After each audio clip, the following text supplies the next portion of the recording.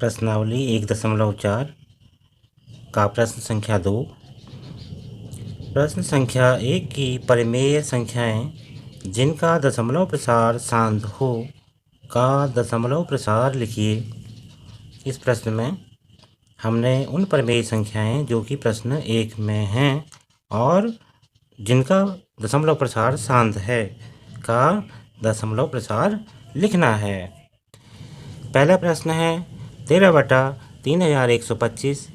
सबसे पहले हमने इस हर के खंड करने हैं इस तरह से 3125 5 का भाग जाएगा 5 छक्का 30, 5 दूना 10, 5 पंजे 25, फिर 5 का भाग जाएगा 5 एकम 5, 5 दूना 10, 5 पंजे 25, फिर 5 का भाग जाएगा 5 दूना 10, 5 पंजे 25, फिर 5 का भाग जाएगा 5 पंजे 25 और 5 एकम 5।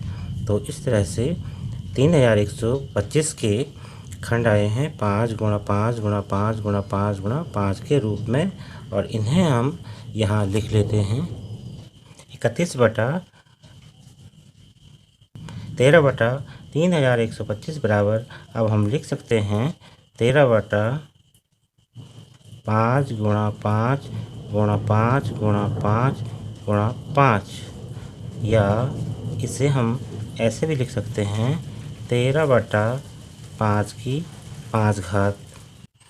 यहाँ हमें एक बात का ध्यान रखना होता है, यदि किसी परिमेय संख्या का हर 2 हो या 2 के फैक्टर के रूप में हो या हर 5 हो या हर 5 के फैक्टर के रूप में हो या 2 गुणा गया 5 के फैक्टर के रूप में हो, तो सदैव दशमलव प्रसार शांत होता है। तो इस तरह से यहाँ पर दशमलव प्रसार शांत होगा।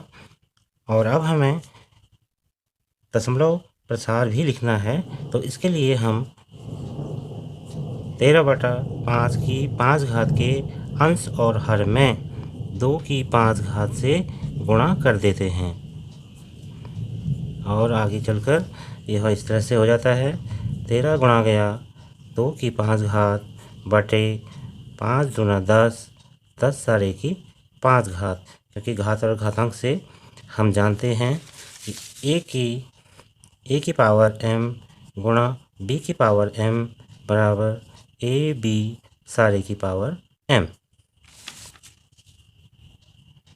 अब आगे अंश में हो जाता है 13 गुणा गया 2 की घात 5 यानी 32/10 की घात 5, और बड़ी आसानी से हम 32 और 13 का गुणा कर सकते हैं, और यह हो जाता है 416/1 2 3 4 5, यानी ये हो जाएगा दशमलव के 5 स्थान 1 2 3 4 5, 1 2 3 4 5, और यहाँ दशमलव लग जाएगा। तो इसका जो दशमलव प्रसार होगा वो होगा 0.00416। प्रश्न संख्या दूसरे का तीसरा पार्ट 64/455।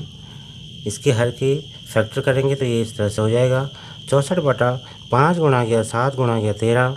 यहाँ हम देखते हैं कि इस हर में 5 के अलावा 7 और 13 भी एक खंड है, तो यह अशांत दशमलव प्रसार होगा।